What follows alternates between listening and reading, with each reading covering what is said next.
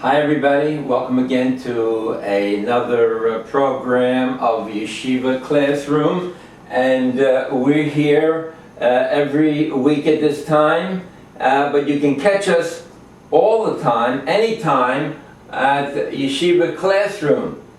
Under Google search, Yeshiva Classroom under Google search. And if you like the program that is speaking about the basis understanding of Torah Judaism, then you should tell your friends. Tell your friends about it to tune in. And again, they can tune in anytime on a computer. Go to Google search and then just type in Yeshiva Classroom, and you'll scroll down to tape number 441, which is the one that we're doing now. But there are other pictures of yours truly on the screen that you can catch on the Yeshiva Classroom under Google search. So you can do that if you really feel that you enjoy the program and others can benefit from it. Now, I have a lot of Torah to give over, but before I begin, I want to tell everybody this is being recorded on November the 9th, 2020, 11/9/20. I want to, first of all, give a salute to our President Donald Trump, who has done such an outstanding job for Americans throughout the world. Unprecedented movements and accomplishments that he has done in the economic sphere amongst world powers, and also domestic issues, especially economy, and he should be praised, and God should bless him. And it just boggles me to see how the media is so anti-American. I mean, to see some of these media, especially CNN, I mean, you think it's Pravda or Gobel speaking, the way they describe America's leadership. I mean, they have never reported anything positive about President Trump's work as an American president since his inauguration. And they should be labeled as a station in collusion with I don't know whom, a foreign power, or solely for the opposition Democrat Party. But they are not working for American. They're not working for Americans, and they just spread calumnies, lies, outright falsehoods, and not one iota have they given the president credit for since the first day that he was elected as president. They're subversive, seditious, and they're in collusion, and they should be investigated. I mean, they don't report on Biden and the allegations of this woman who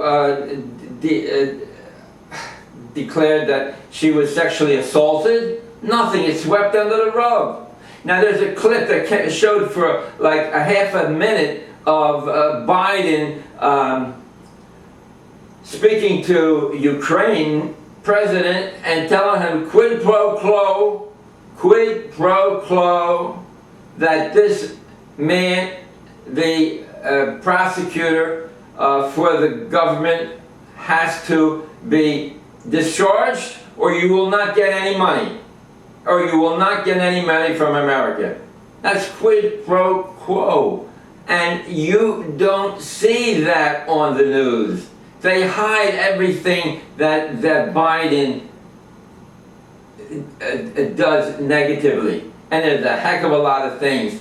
I mean, Biden has so many distractions against the American people. I mean, I'm from Delaware. The only great thing that I can tell you about Biden is that they named the Biden Burger after him in Claymont, Delaware. That's the only thing that I can tell you that might be good. Not that it's kosher, not that I've eaten it, but Biden is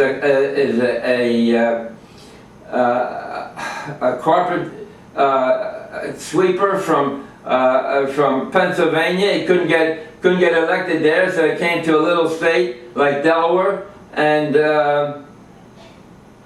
just made himself into something that he's not. But the point is, our president has done so much, and the media is so much against him. Everything that he said is turned around, twisted. He should be investigated for collusion, or his channel should, or that channel should be labeled in collusion with a foreign or Democratic party once it is proven, before anything is shown. So this is America for you, and I tell everyone out there that the President Trump should be continuously recommended, and the Senate majority should come up and voice your love for our president, especially on a ballot in November. Now, look, I don't. This is a Torah station. This is Judaism, but Judaism covers all aspects of daily life. That's what we have. We have like a booklet that tells us how best to conduct our everyday lives. Just like you get a car, an automobile, one of these new fancy automobiles, and it has a computer system, and the parts are so tuned to give the engine and the occupants of the car a beautiful ride. There's a booklet in it. And it tells you how you should maintain it, so that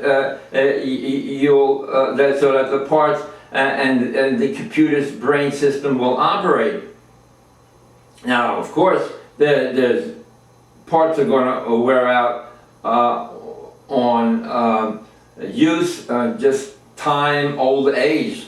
But if you don't take care of it, once it's so old, and you look at the parts, and the most expensive part, the brains, the computer is gone, you're going to throw it away into the garbage can. The whole thing is no good. It doesn't pay. You can't fix it. And that's how it is with the Jewish people. We were given a covenant that we agreed to, and I'm going to get into that covenant, and we agreed to follow the rule book that was given to us, like the automobile manual. We were given a manual how to treat our body parts and our brain so that it'll work for the benefit of the soul, S-O-U-L, right? We have a soul. How do you know we have a soul? You know, if you give something over to a loved one and the loved one enjoys it, you feel good. What is that feeling? That's not your organ or your brain or your heart, that's your soul, S-O-U-L. So we want that to live on, and that's what happens if we take care of our parts and maintain it, give it rest, enjoy ourselves and with God and happiness. What are the three things that man constantly seeks? Hug, H-U-G, you, the unknown. He's a mava. He's constantly searching, and what he's searching for is godliness. And H, he's looking for happiness. Happiness. People go from the east to the west, and from the west they go to the east, and from the north they go to the south, and from the south to the north, and they're never happy because they have never found real true happiness, and that is living a life of a Torah Jew, with its holidays and rest days, and after 120 years to be in the presence of the Shekhinah, of God's presence, and that's true happiness. H, that's happiness. U, seeking the unknown, and G is glory. He's looking for glory. Not the glory of the dinner or the honor being bestowed upon you by your friends and relatives for doing a great accomplishment, or the governor of the state praising you for helping out. Yes, those are important accomplishments. But how would you feel if you were in presence of God and God gave you a great mark? What a great job you did. And you would really feel great. And as a matter of fact, you know, if you read Rabbi Chaim Luzzatto, it says that we need a 70% grade in order to get to the next world, to the soul world. In other words, the deeds and accomplishments that you did in this world during your lifetime are added up, right? We see that in Exodus chapter 32, where the Jews transgressed on a golden calf, and God forgave them, but he said the final determination will be given, and it will be included when I give your final mark at your demise. Right? Read it. Exodus chapter 32. Where is it? 32, yeah, whatever. Yeah, chapter 32 in Exodus, right? We have 5 books of Moses, and Exodus in chapter 32. So that's what we have. That's this lifetime is to gain the happiness of the next world, the glory of being in the presence of God, and in that tremendous dining room, so to speak. And once you receive that mark and a ticket to enter the dining room, the main ballroom, you cannot help anybody else who wants to come into the ballroom who is improperly dressed. For instance, a person comes in with sandals and shorts, he's not going to be accepted. He's not going to be greeted. You're with dignitaries from around the world. It's inappropriate to dress that way. And that's how a person who may now say, let me come into the dining room. You can't change his clothes in the middle of the ceremony. He will not be allowed in. His soul will be destroyed. That's why it's so important to work with fellow Jews, because this Bible was given to the Jewish people. It wasn't given to the world. But all righteous people inherit the world to come. That's a quote from the Talmud. All righteous people inherit the world to come. So that is very significant, in that our fellow Jew and fellow American that is righteous and does not believe in idols, to show him the true path of living as a Torah Jew, as we should live as an example. But it's more important that we should try to help him and rebuke. It says, rebuke your fellow man. Rebuke your fellow man lest you come into sin yourself. So your fellow man is talking about a Jew, and the best goodness that you give him is not materialism, not free meals, but soul food. Soul food, to teach them the Torah. Okay, now I want to go on to a lot of different subjects, and one thing I want to clear up with you is right. Remember, tell your friends on Google search. On Google search, just type in Yeshiva Classroom.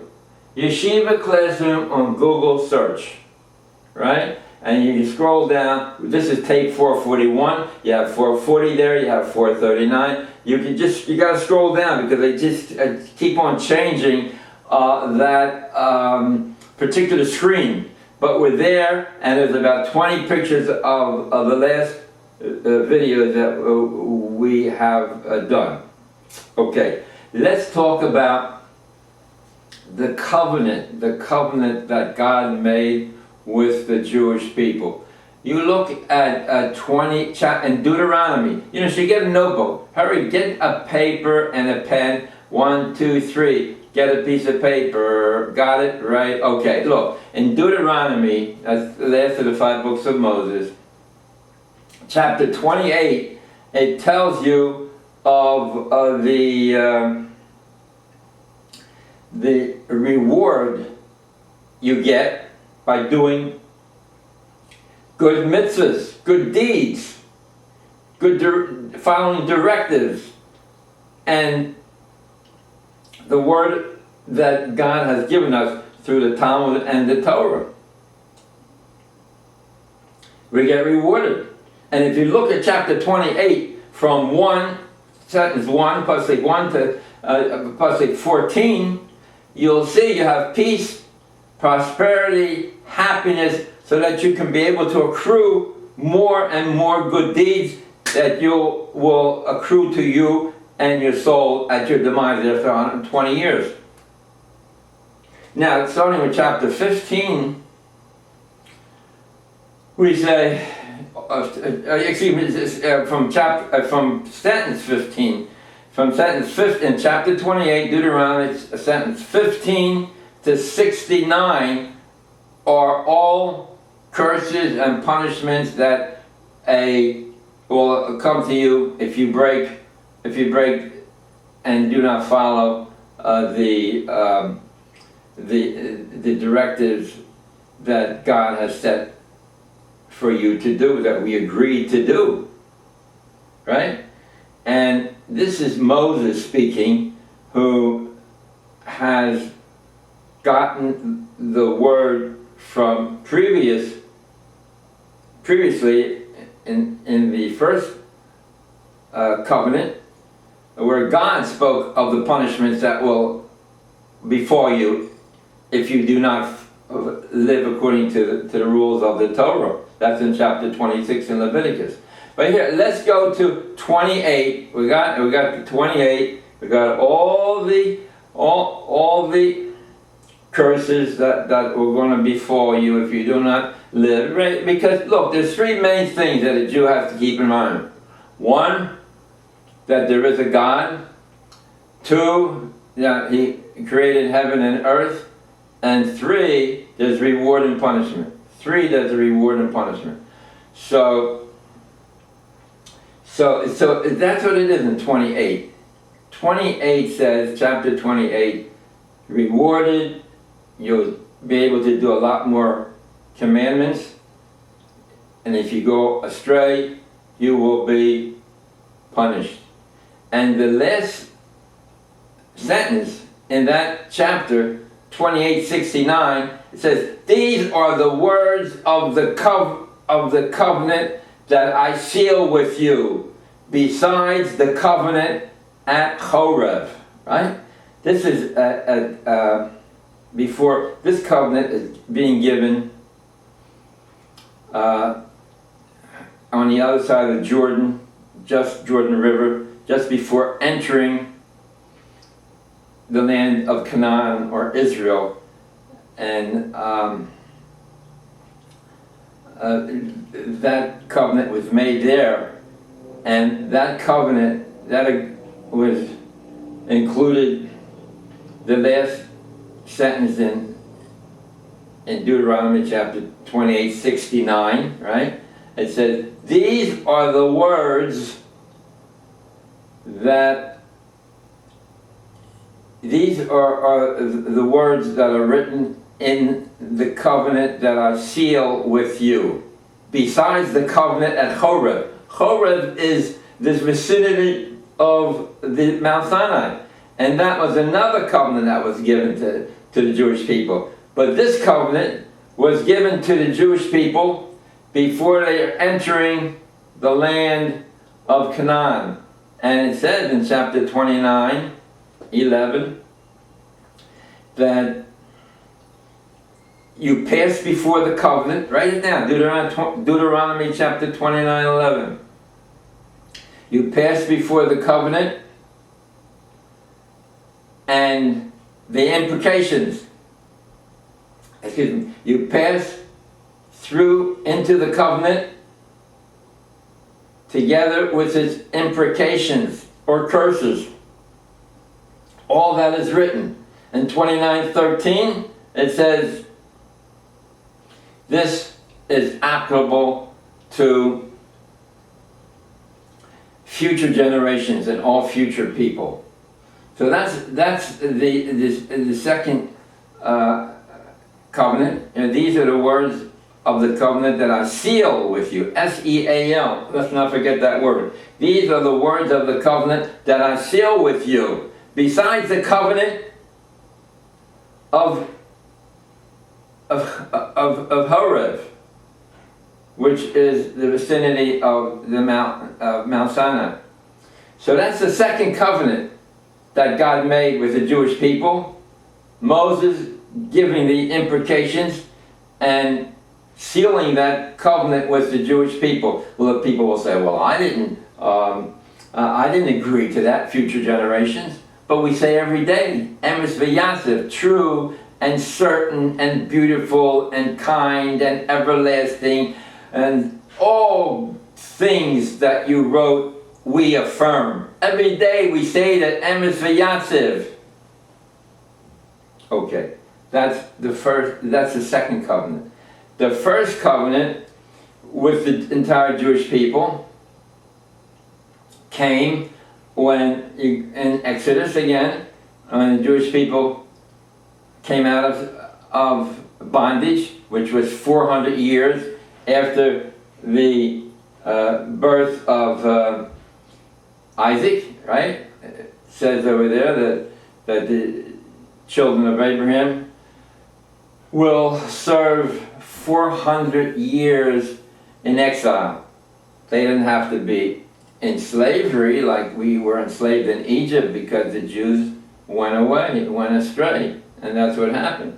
But they had to be in exile for 400 years because the land of Canaan, the inhabitants, their sins were not total to the effect that they be driven out.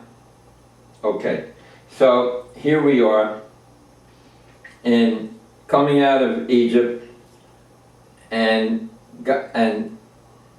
God says to them in chapter 19, verse 6, listen to my words and follow the covenant, again, covenant, and you will be a people of Kohanim, a nation of priests, knowing the Torah and learning, which is our motto given to us, people of the book. So here they come. They're coming in front of Mount Sinai, right? They travel through the desert of Shur, and they travel through the desert of Sin, and they're coming into the desert of Sinai, and it's 49 days since they left Egypt. And on the 50th day, they are to receive the Torah, and that's our holy high holiday of Shavuos. But if you look at what happened when they came to Mount Sinai, what did they get? They got the voice of God spilling out the 10 Commandments. The 10 Commandments were given there. Words were spoken. It doesn't say about anybody giving anything there, but only the words. But they were so excited, and it was so real that they said, Moses, you learn what God is teaching and transfer it to us and teach it to us. And God said that is good that they have this awe and fear. The beginning of knowledge of wisdom is the awe and fear of heaven. The beginning of wisdom is the awe and the fear of heaven, to understand where all these things came from, to show that God is the creator. There could not be any evolution, so to speak. We didn't evolve from a bunch of chemicals in the ocean. And that's why we have to, on every Shabbos, we have to to go over any of these creative things of the flower and the animals and the instincts that they have to live and to grow and to prosper and to have this whole chain of life continue. And we should discuss that, right? So there we are. We just heard the words of God speaking to us in this surreal atmosphere with the smoke and the fire and the brimstone. And here the Jews are going out. And then the next paragraph talks about Elim Mishpatim. These are the words, right? And I want you to know that when they were at Mount Sinai, of course, the Bible is not written in chronological order, but the Chachamim learn out from, when they first brought down the books, right, that were written down after Yehuda Nasi said we could write things down because the Torah was getting broken into, couldn't be repeated, so we wrote them down. And the Sifrei and the Sifra are commentaries on the Bible from the time that we were allowed to start writing them down just after the giving of the Torah and now no longer in oral form. That's the Sifrei and the Sifra. Look at them, the commentaries that they learned. So here they are. So what? It says over there in 24:12 in Exodus. Write it down. We're talking about the first agreement, the first covenant, right? We had two covenants. One, Moab, right? When God, before they entered the land of Israel, and now before leaving, just after leaving Egypt, they received the words of God in the form of the Ten Commandments, and also 24:12 is placed here, out of order, but it's placed here and says, ascend to the mountain, and I will give you the Torah, the written Torah, the stone tablets with their engravings on it, and the commandments, which are the explanation of the written Bible, which is the Talmud, right? The Talmud is so important, right? The Talmud is so important. All right, we're going to get into that. So that's what happened.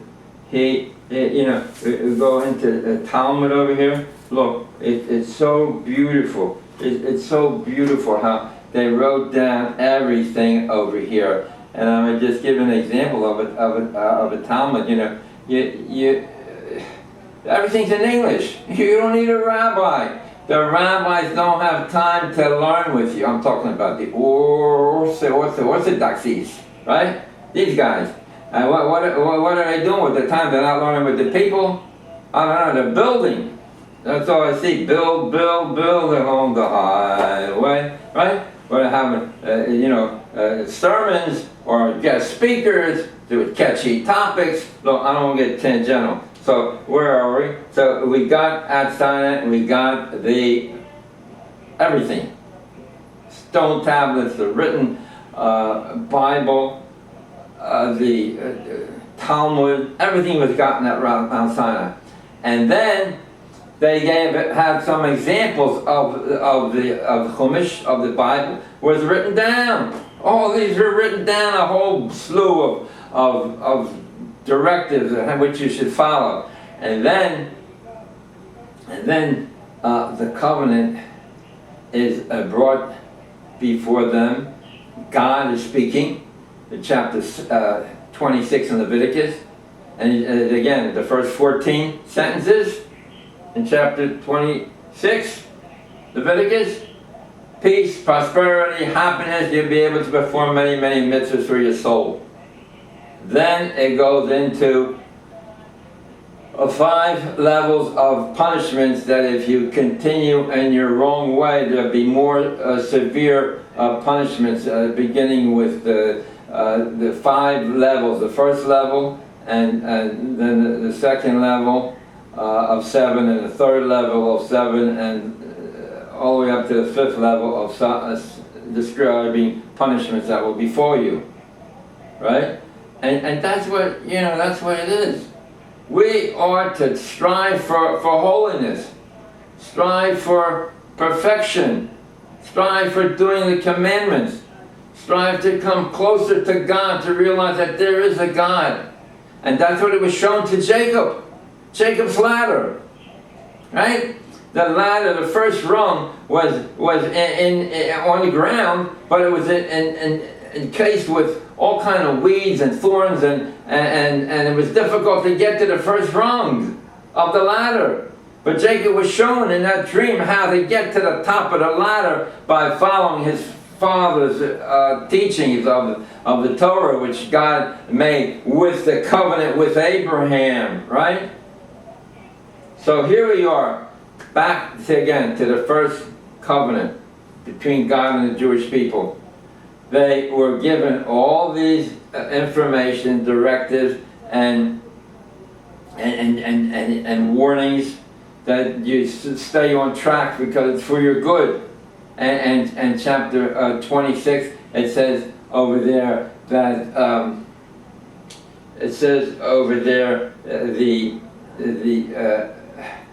these teachings and directives and the Torah is a covenant that I make with you, right? It's a covenant. That's at the last sentence in chapter 26 in Leviticus. This is a covenant that I make with you. And that's 44. Chapter 26, 44. This is it uses the word covenant. And then the next sentence, toros. The word toros. Right? And chapter 26, 44, he said, even though they will be revolted against me, and they will reject me, I will never obliterate them, and I will never annul my covenant with them. I will never annul my covenant with them. Right? So in chapter, the next sentence says, toros. The Torah is written plural. Tov, vav, resh, Hay is dropped and a tuf is put on there. 2 Torahs. The oral Torah and the written Torah. So that's what we learn in chapter 26. Now I'm putting this all together for you. I don't know if it's so much for the layman, but it's good stuff because all this stuff is floating around and I'm putting it all together. Putting it all together for you. So here they are. They heard God speaking of these imprecations. That was in chapter 26 with the first covenant. And in the second covenant, Moses is saying basically the same thing, expanding on those warnings. So here we are in the first covenant, and God told Moses to write all these words down and give it over. Say it over to the people that are assembled before you, and he did. That's in chapter 24, Exodus. And they said, Nasa, we will do. When I say we, not I shall do. First person is I, right? I shall. So because they said we shall, which is also first person, plural, and which means their dependents. They will speak and direct their dependents to go in that same way that we will do. So God was happy, and then he told Moses to write this down in chapter 24. The book of the covenant, Sefer Bris, it's in there. Sefer Bris, write it down in the book and read it to them. And he wrote all these words down in the book, and he read it to the populace that was settled around, and they said, Nasa v'nishma. We shall do and we shall learn. We shall do and we shall learn. And then, to seal the covenant, they had the young men of the congregations of the different tribe, and they went down and ate and drank and offered burnt offerings to God, indicating their entire soul, and their entire being is to God, and that's how strong we feel. And they ate and drank, and they had in their mind a vision that God also enjoyed this covenant. So that is so important. I mean, look, I worked a long time, put a long time in putting these first covenants, the first covenant to the people, second covenant to the people, right? And the original covenant was between Abraham and God in chapter 15 in Genesis, right? Because there are many righteous people, but God wanted to have a surrogate in this world to represent the teachings. And who do we have left? Only the Jewish people. The rest of the people are going out into all kind of crazy things. Idol worshiping. Somebody came out of a tent and said that this is the way it should be. Or somebody said this man is a god. He was born of a righteous woman. A God-man came out from a married righteous woman. And who do we have? There are 1 billion Catholics, 1 billion Christians, and there's another billion running around of atheists and other types of ideologies. And only we have a few million people of the Jewish faith who are the recipients of the true word of God. And that was given to us, and even though we went through many years of slavery and persecution, you name it, every exile that we've gone into strange lands, they hated us. For what reason? For they were jealous of us, because God saw that they were going astray. I mean, you had, in the medieval time, you had the pilgrims, right? Who were the pilgrims? The Pope sent around an edict that we should all go to the sites where the vision of their God, man-God, appeared, and they should go there and pray. And there's a lot of people saw visions of their God all around Europe, and they ran there and they went to pray. But on the way, you know, they came across the infidels of the Jewish people, and so they just killed them and created havoc amongst all those remnants of the true followers of the true faith. And that's why we put in our prayer service an added prayer for merciful Father, have mercy on their souls and avenge their deaths, because we don't take vengeance, we don't bear grudges, but God is the one that will avenge their death. Because it says in Deuteronomy chapter 32, right? Deuteronomy, write it down, chapter 32, verse 39. I put again. I put to you death and bring life, and I wound and I heal, and no one can save them from my hand. And I put before you death and bring life. I wound and I heal, but no one can save them from my hand. That's those evil people that think they can swallow the poison pill, and that is the end of their existence. No, there's a higher authority, right? There's a higher authority you have to answer to. And unfortunately, we don't believe that. Many of us don't believe that.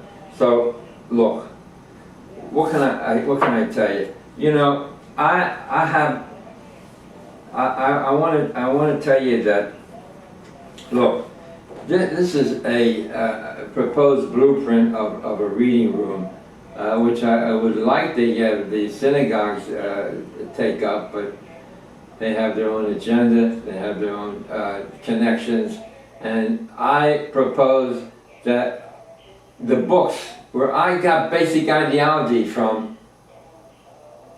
are from Rabbi Victor Miller, who learned them in Slovakia together with Rabbi from the Lakewood Yeshiva, Rabbi Cutler. And these are basic ideologies presented to the layman. So, like, you know, I need help to get this thing, to raise the money to get this project off the ground. Look, leave your message, your number over here. There's a telephone number, 516. Look at the program, Yeshiva Classroom on YouTube, right? Yeshiva under Google search. Type in Yeshiva Classroom. This is number 441. Now look, I told you about the Talmud. It's so beautiful. You know, we're just reading a part. You know, what the Talmud brings down is different results from people who learned in the yeshiva, but they're different. They came down to different results. You know, when you speak to a person and that you whisper in his ear a saying, and you tell that person to whisper to another person, and the time you get to the 10th person, the whole saying is altogether different. So that's, so to speak, what happened over here in the Talmud. But they're so interesting to know how they arrived at that opinion and the logic they used. For instance, I was just learning in Barachos, right? That's the first Talmud, and in Barachos, it has a disagreement among. It's all in English. A disagreement among. Everything's in English. I'm telling you. You don't need a rabbi. Better than a rabbi because it adds in between what's happening. It gives you good look. I mean, the best thing is if you learn from the original and learn with a study partner as a child and grow all the way up. But anyway, basically, I learned over there that there are two prayers we say in the morning. One is the two important prayers is the Shema Yisrael prayer and the standing Amida prayer. So there's a disagreement as to what we say first. We should say the Shema Yisrael prayer, or we say the standing up prayer of the 18 prayers. So one Man Yomer, one Tana rabbi says it should be that in the evening we should say the Shema Yisrael prayer first. Excuse me. In the morning we should say the Shema Yisrael first. Why? Because when you get up, that's the first thing you're going to learn. You know, the morning prayer. But in the evening, we should learn according to your bed, B-E-D, that the bed is the last thing that you reach. So therefore, we should say the Shema Yisrael last, and the immediate prayer first, because the bed is just before you lie down. Okay, that's an example. Look, you have to read this. There's $10 in any bookstore. Art Scrolls puts it out. The OU Art Scrolls series.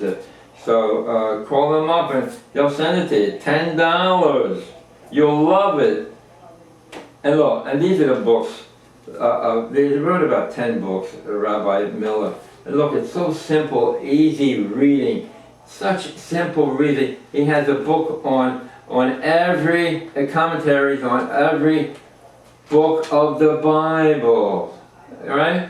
And the first one is Beginning, right, by Rabbi Miller. And so this one is the third book, Journey. No, this is the fourth book, Journey into Greatness, on Bad Midbar, and he gives the ideology on every phrase in the Torah. Easy to read. Right, that's one book he wrote. This is the book he wrote on don't lose the place. This is the book he wrote on Exodus. All the ideology we learn from the sentences, right? That's Exodus. What does it say? A nation is born. That's Exodus. A nation is born. Look, he wrote this one, beautiful. Look, my books, you see on the TV you have background of people, and the background is books. Like they're never been opened. Like, you can't. They're like came out of a library. But my books are used, so they're used to such an extent that the backs come off. So here, sing you righteous by Rabbi Miller, ideology. So here, these are look how they're look worn from usage, and here is behold the people. Oh, it's so beautiful. All the 24 books are described. All the kings. And then you have Rejoice, O Youth. Oh my goodness, you talk about happiness. Oh my goodness, look, we're giving warnings with this virus. And you say, oh, but the Jews are suffering too. Yeah, only when the angel of death, during the time of the Passover, he was able to skip over to pass over the homes of the Jewish people. But not to make it too obvious that the Jews are special and are to be praised. He also had several Jews killed in the land of Israel. They're like up to this November 9th, there's 300 deaths in Israel. And like in Great Britain, it's like 40,000. In France, about the same number. For Italy, also about the same number. So we have to take caution, and we have to guard ourselves, use the face mask, right? So where were we? Right? We tried to contact. Let's work together. See if we can bring together a storefront where all these books will be available. To the general public. A reading room, so to speak. Look, that's only part of what we learned today, right? We learned about the Chumash, about Talmud, and then we also have a Tanakh, which is a history of the Jewish people after they left. After they left Egypt, through the period of Joshua, and then the Judges, right? The book of righteousness, because they all knew the Torah that they had learned. They didn't need a king. But after a while, it started deteriorating. They wanted to be like the Goyim, let's be like the Gentiles, so we have to learn. So even to the extent that after Solomon, King Solomon's death, who is the son of David, that a very learned person broke away from Solomon's teachings, and he set up his own country, so to speak. But it was only to be temporarily a country, a separation. But because he made it into a fetish, and he made a whole country out of it, he put armed guards on it, he is forever broken all away from his people. He's broken from his people. And all Jews inherit the world to come, except those that break away from the congregation. That's intermarriage, transgressions of all great magnitudes, like doing harm to your people, like the socialists and the communists and the atheists and pre-World War II. Pre-World War II. So God took all the Jewish people away, rather than them become atheists and communists and socialists, right? They glorified the fact that we got rid of the Cheder, and now we're coming back. We will never forget that is our God who gave us the commandments, and we will live by them, and we will continue to perpetuate the teachings of God and the teachings that He gave us to the Jewish people. The Ten Commandments. I am the Lord your God. That's God speaking to the Jewish people. The other people want to use it and pick and choose and you know, oh, I like this, I don't like that. They trashed it. Once it was translated into other languages, it went down the tubes because you don't have the Torah to go, you don't have the Talmud to go with it. Oh my God, I would just wish God would have mercy on us. I wish that God will have mercy on us.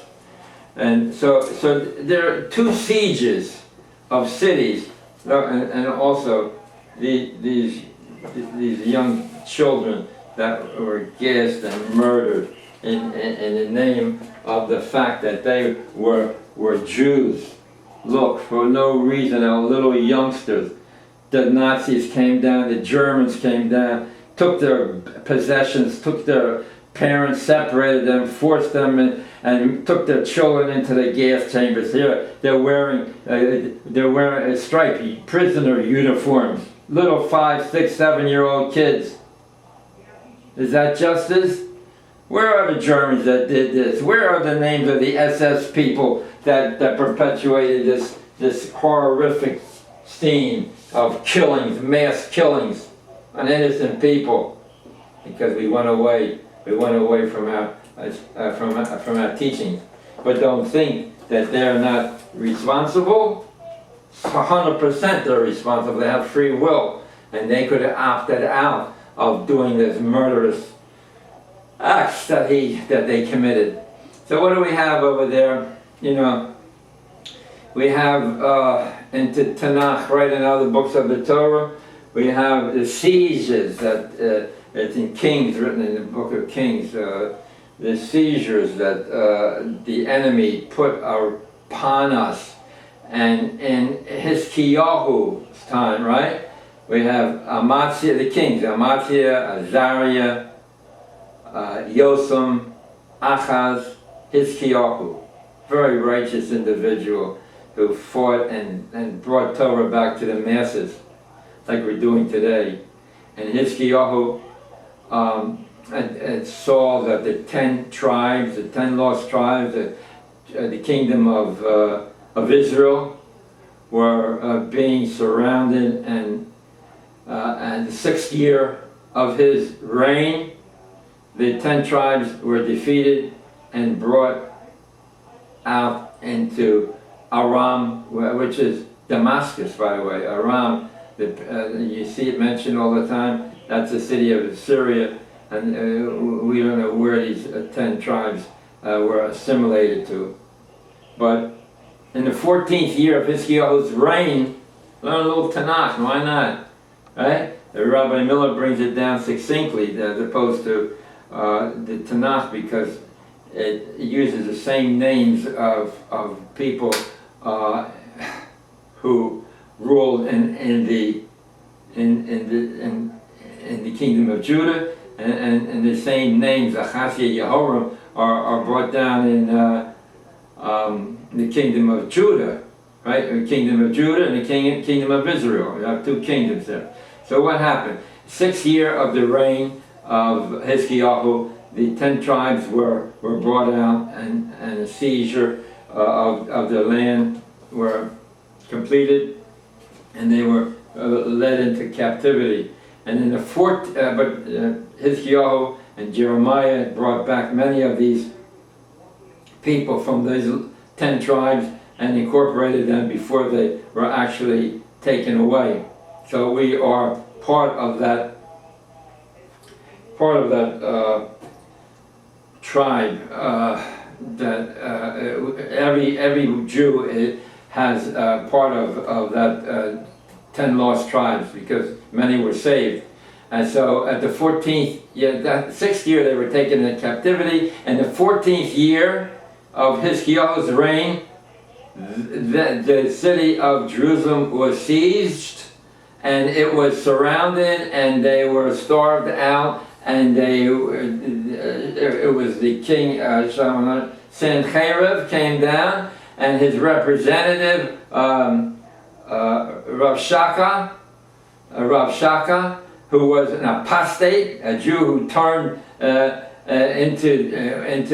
another religion, into the Goy, and he came to the walls of Jerusalem, and he says, surrender, you have no strength, you don't have horses, you don't have warriors, surrender, we will take you to another land, and you will be happy there. This is Rav Shaka speaking, right? A Jew, an apostate. And Isaiah said, do not worry. Isaiah, the prophet Isaiah, he addressed the kings and as advisor during Hizkiyahu's reign. That's prophet Isaiah. And he said, don't worry, they will be destroyed. And sure enough, they turned away because they had another war going, and they came out, and there was food and plenty, and the Gentiles left. That was a siege of Jerusalem under Hizkiyahu's time. And under Jehoram, right, who was the king of the tribe of Israel, they had a siege over there, and the people were disheartened and on the verge of death, and they didn't know what to do. And Jehoram was such a righteous person. He opened his cloth and coat, and he was in mourning and ashes, and he begged God to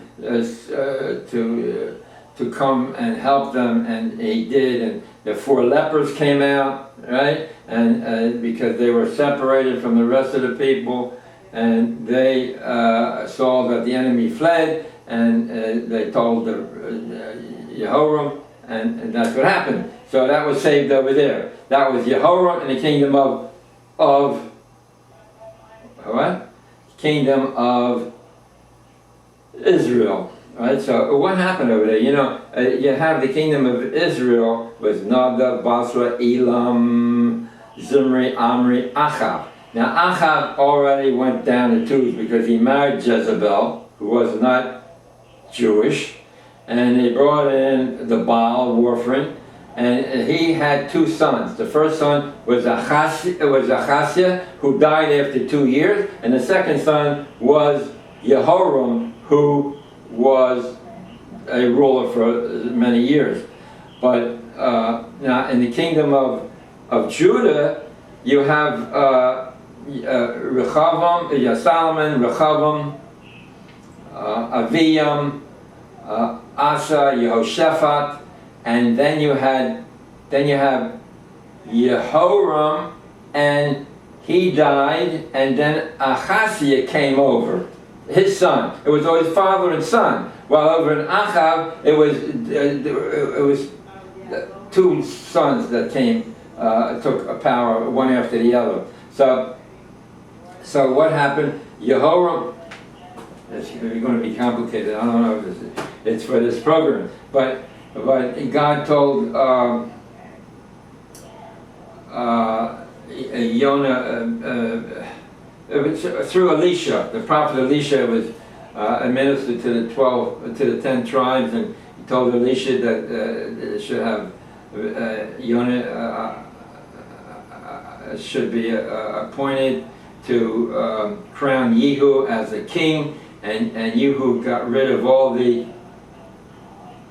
Baal and all the families of Achav, right? And he was made king, Yehu, Y-E-H-U, and his son, and God promised him he will have 4 sons that will rule over that land, right? Yehu, and then his son was Yochachaz, and then came